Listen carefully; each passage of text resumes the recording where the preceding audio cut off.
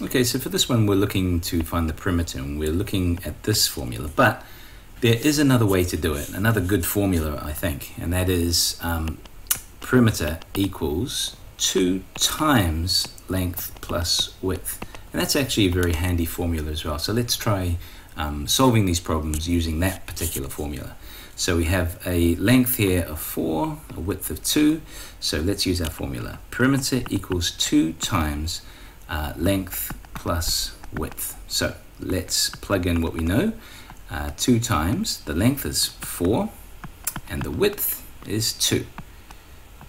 So if we do that, it'll be 4 plus 2, that equals 6. So 2 times 6, perimeter equals 12. We're using centimeters, and that becomes the perimeter. So let's use that again. Perimeter equals 2 times length, length plus width. So we go perimeter equals 2, and do we know the length? We do. It's 7 plus, and the width is 3.